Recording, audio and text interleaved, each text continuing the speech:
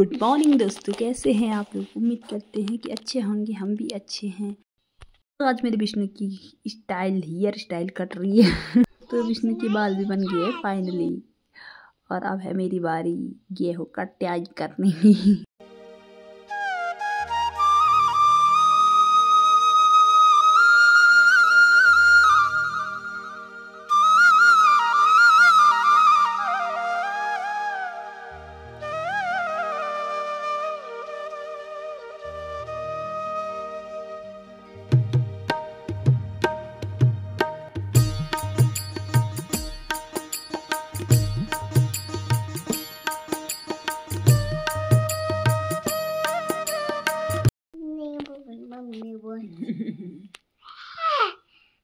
तो दोस्तों हमारा खाना हो गया है, तो अब सोने की तैयारी करते हैं क्योंकि ये विष्णु मेरे को बहुत परेशान कर रहा है।